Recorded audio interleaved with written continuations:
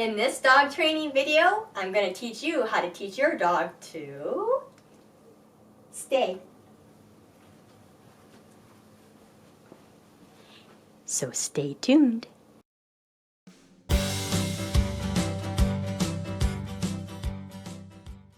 Teaching a dog to stay in place until released is one of the behaviors that can be priceless. When I teach Dexter different behaviors, stay is one of the behaviors that I'm so thankful that I taught him.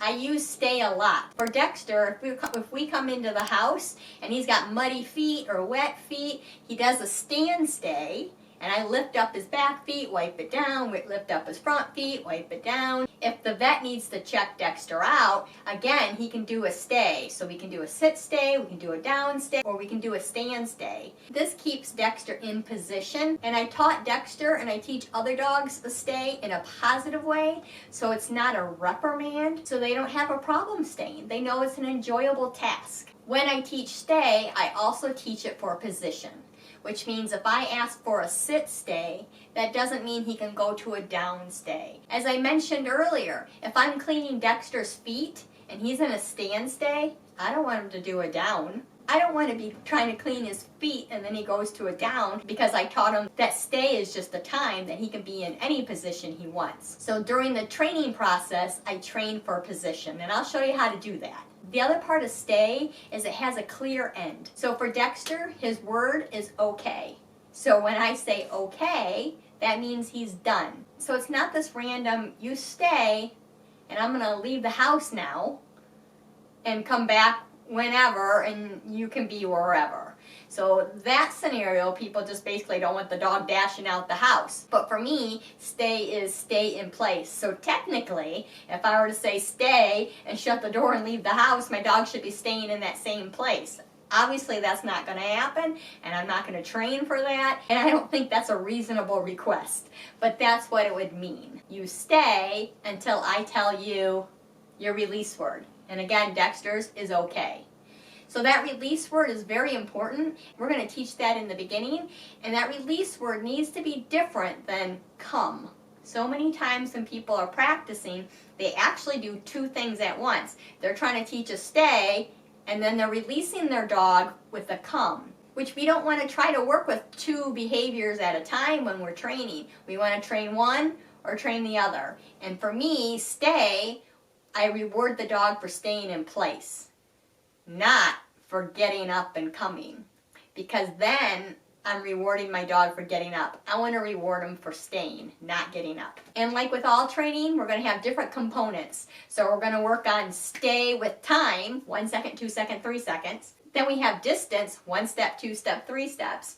And then we have distraction, stay while something's going on. So all those will be trained individually.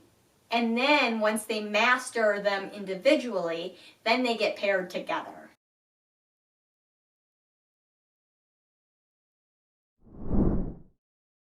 Alright, so first thing first is we're going to start in sit stays. So we're going to start working with a sit and a stay. And at the very beginning, we're going to again pretend like Dexter's a brand new dog when we're going to work on time, meaning those seconds, 1 second, 2 seconds, 3 seconds. And work with our 5 repetitions, 1 second at a time.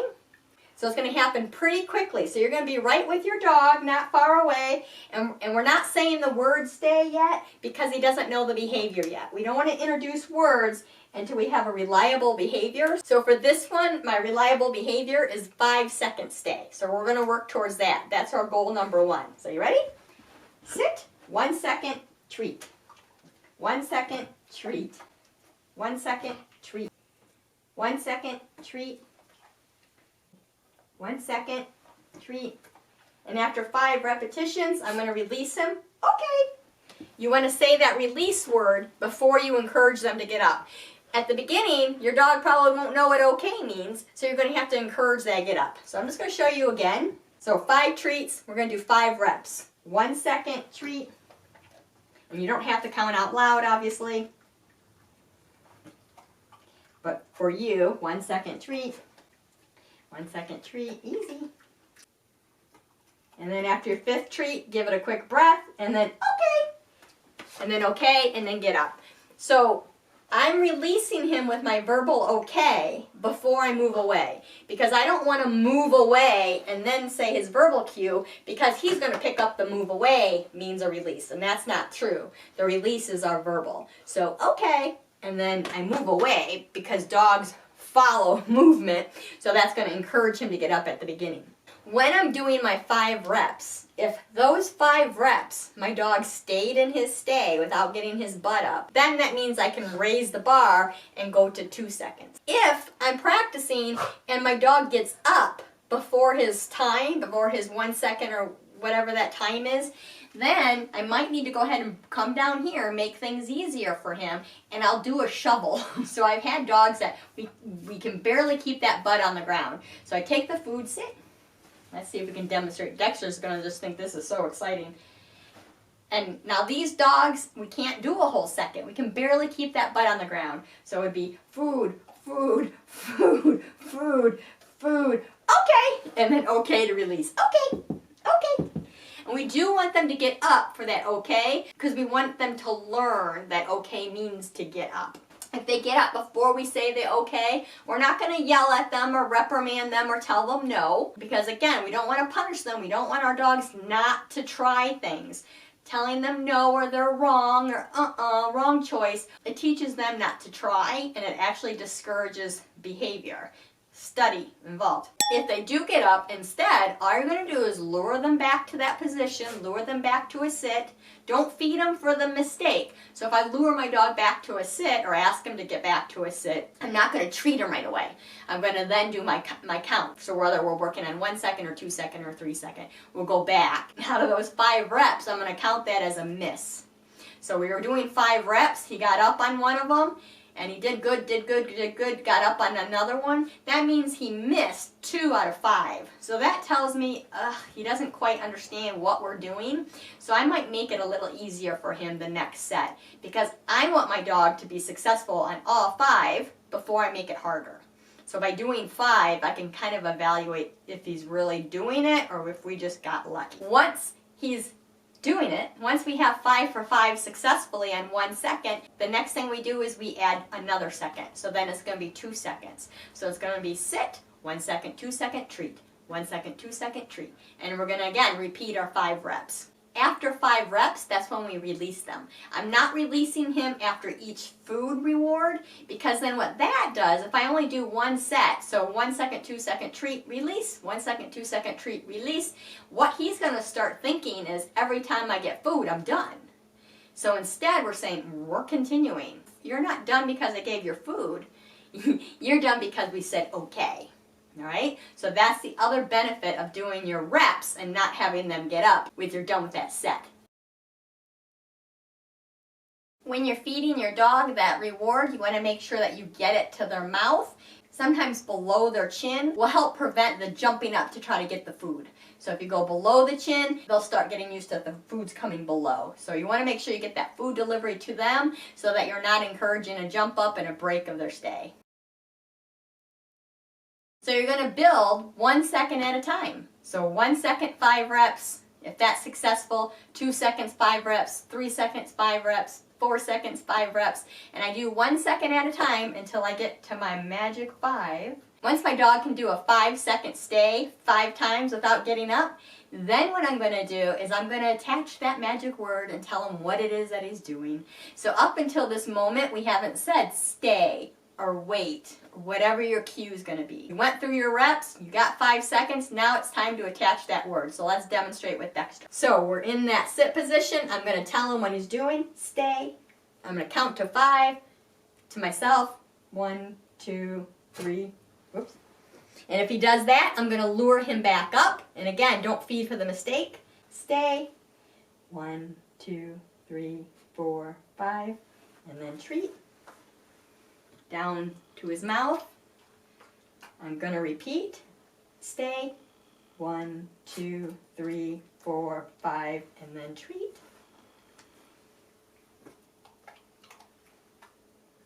Stay. 1, 2, 3, 4, 5, and then treat. I tell him his stay between reps. Stay. 1, 2, 3, 4, 5, and then treat. Stay. 1, 2, 3, 4, 5, and then treat. Breathe. And then okay. And then okay to get up. Okay. And again, I do want him to get up. So as you saw from Dexter, part of it is because I'm talking and I'm counting and he's like, what the heck is going on? So he gets a little confused. And again, you're not going to count out loud to your dog. But he made the mistake. He went to that down position because he's like, this must not be it. What's going on? Let me offer another behavior. And that's not the right behavior. I didn't tell him wrong. I just lured him back up to that sit and then we restarted. So did you hear the snorts? Did you hear him going? If your dog does another behavior during it, like the snort or the bark or the paw, that also is an indicator that he doesn't understand what he's expected to do. He doesn't know what it is that I want from him. So then I want to go back to where he can be successful. So this was 5 seconds. I might go back to 4 seconds. I might go back to 3 seconds. And then I would rebuild. I want to rebuild to get my dog back to being correct before I make things any harder. Now, once your dog has a 5-second sit stay, then you're going to do the same thing with a down stay. So you'll ask your dog to do a down, and at the beginning of down stays, it's definitely easier if you squat down, or you want to make sure you get that food to him pretty quickly. So I'm going to let Dexter snooze here. He's been doing these training videos for the last couple of weeks, and he's getting kind of tired and kind of, I think, stuffed from all the eating. We don't normally do so many training things at once, so we'll look at this big light source as pretending that it's your dog in a down position. You're going to go back to that 1 second. So 5 reps. So this is going to be a nice little exercise for you. Dexter might pop up when I do this. So you're going to go 1 second and then you're going to reach down here and give him a treat. You want to make sure that your reach is low and below your dog's chin so they don't pop up. So you're 1 second and you're down and you're rewarding. There he is. You're 1 second and you're down and rewarding. And as you can see, this is definitely going to be quite the exercise. So you might be best off being on the ground with your dog or having your dog up on something like the sofa or the bed so that you don't have to do so much squatting down. So you're 1 second, your reward. 1 second and your reward. You got a full belly, monkey. So you're 1 second and your reward. And just like the sit, you're going to build 1 second at a time, 5 reps, release. Meaning he gets up. 1 second, 5 reps, release. 2 seconds, 5 reps. And as long as we're successful, you're going to go ahead and keep adding those seconds. If you happen to be down here while you're doing it, then I would work at coming up here so that your treat 1, 2, 3, 4, 5. Treat 1, 2, 3, 4, 5. And you might kind of be like a halfway point. Kind of like when we worked on the other video about teaching the down. How we're going to kind of transition ourselves from being low to standing up in a normal position. And once your dog can do 5 seconds, you're going to go ahead and attach that word. So when he's in that down, you're going to say stay. You count to your 5.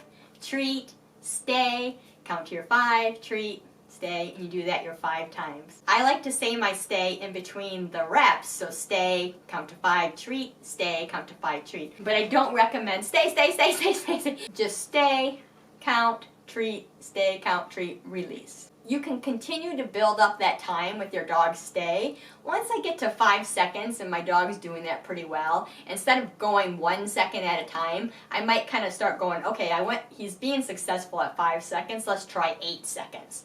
I'm still going to do 5 reps. I'll do 8 seconds reward, 8 seconds reward, do that again 5 times and then release. If that's successful, then I might jump another 2 and do 10 seconds and then another 13, and again, continue to build. Because you want to think about when am I going to use stay in his real life and how long is that stay? So for example, when he was a young pup, he wanted to help unload the dishwasher. He thought his face needed to be in that dishwasher licking everything clean. And instead of me going, leave it out, back, I thought, what does Dexter know how to do? He knows how to do a very reliable stay. So he had time, meaning it takes me 3 minutes to unload the dishwasher. So he could do a 3-minute downstay with distance, which we're going to do next, meaning he's over there and we're 20 feet over here at the dishwasher. That's a distance, so he had to have a 20-foot distance. And then the distraction, doing that while I was moving around with plates and bowls and food. So those were the 3 things that I had to combine. So that meant Dexter had a 3-minute downstay under his belt. So you want to practice time. You want to continue to add time as you're training so that you can use it in those situations. So then the next thing is, let's work on distance. Let's work on getting away from our dog. And like time, we're going to do it 1 step at a time. So I'm not going to go 20 feet away. It's going to be 1 step, and we're going to do that 5 times. Are you ready to eat a little more, or should we take a break? Do we need to take a break and come back in? Let's give it a try. So 1 step at a time. So we're with our dog, and I'm just going to show you with my left foot. So it's 1 step. 1 step back, forward, treat. That's rep 1. Back, forward, treat. And again, don't talk to your dog. I'm gonna zip my mouth.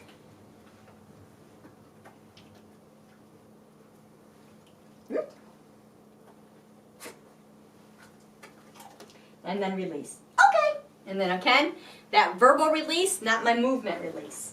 So after 1 step, if your dog's successful, we'll go on. If your dog can't do 1 step and you keep trying, and if you see, it's just my foot. I'm doing a toe tap. I'm not moving, see?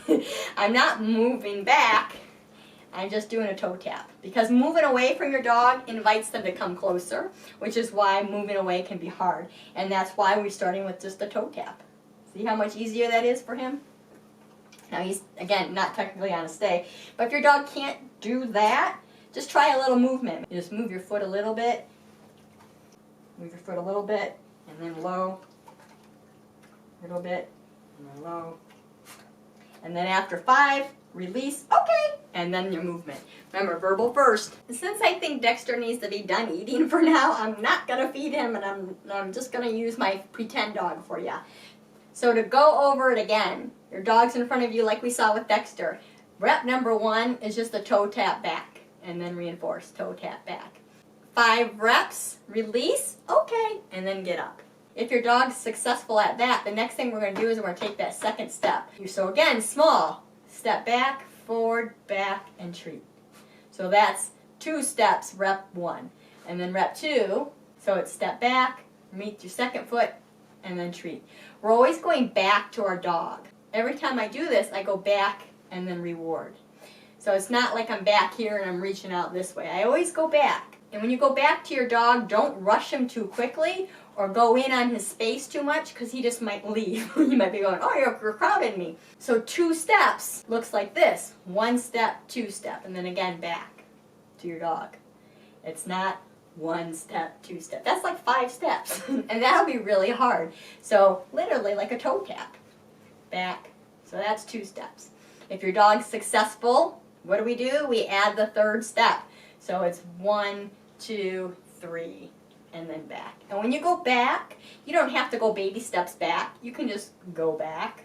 Okay, just again, if you find that when you go back your dog gets up, you're probably crowding him. So magic number 5, I work on getting my 5 steps away. All right? And then again, I'll then attach that word stay. I kind of reserve my words every time I do a new thing. So I'll kind of go, all right, I'm not going to say stay until I can get my dog kind of in the groove and doing it. Because I don't like saying my words and then they're getting up and they don't quite understand what's going on. So just like time, 1 second, 2 seconds, you're going to build steps. 5 steps, 10 steps, 20 steps, 30 steps. And you're going to build that. You're never introducing 2 things at once. So I'm never going, my dog can do 3 steps and 5 seconds. So now let's do 5 steps and 10 seconds. Those are 2 variables. You're not going to change both at the same time. It's one or the other. I'm only thinking about one because obviously steps take time, which is why when I teach stay, I start with time and why I don't do steps until I can get some time under their belts. And at any point, you can also vary the way you're doing it too. If I'm doing like 4 steps back this way and he's doing really good, then I can go, all right, the next time I try this, I'm going to go to the side. But I'm going to go make it easier. So if I'm doing 4 steps back and I want to try to the side, I'm actually not going to do 4 steps to the side. I'm going to go back to 1. So I would go 1 and work that, and then 2 and then work that, and then again 3 and then work that. Because I'm going to the side and not back, I'm changing what we're doing, so it's making it harder. So I got to go back and make something easier. Same thing with circling your dog. You know, you want to walk around your dog. You don't go, he can do 10 steps this way and it only takes 5 steps to go around him. No, you're gonna build it all by itself. So we'll pretend Dexter's on his stay. You'd go 1 step there and back and reward. Your 5 reps again, and then you're on 2 steps, so you're at 1 step, 2 step in the back. Again, you want to help them be successful. Okay. So instead of the big swipe around towards his back end, we did little baby steps towards his back end. Whatever you need to do to make it easier for your dog to be more successful. You also, on going around your dog, you might not be as close to him. He might be afraid you're going to step on him or step on his tail or step over him. So maybe give him a little more space. Maybe you go up to the side and maybe go more to an angle instead of just around him.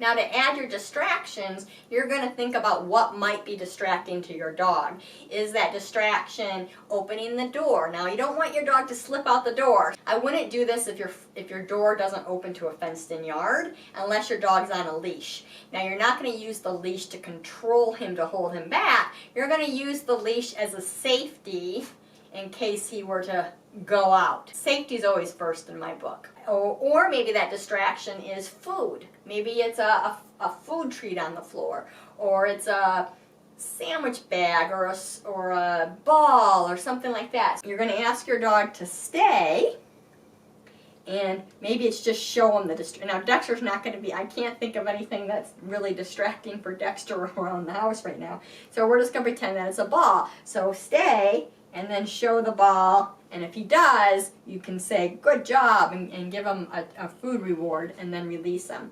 If he doesn't stay, you just scoop that ball back up. So stay and then reward. And then you can repeat that, stay and then reward, until you're taking that distraction and putting it on the floor. And then he stays, and then you can reward. Okay.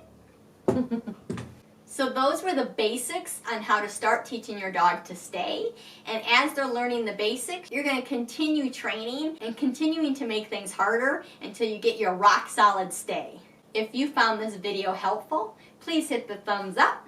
Don't forget to subscribe to the channel. You can click the bell icon and you'll be notified every time I upload a new video. And if you want to dive deeper into your dog's behavior, training, and care, check out our Patreon page. The link is below. Until next time, remember to pause and enjoy life, and we'll see you in the next video. Let me tell you a story about the baddest dog that ever was. Sneaking food from the fridge, tearing up the garbage. He's a goofy old Dexter the dog. He's a bad Dexter the dog, the baddest pup that there ever was.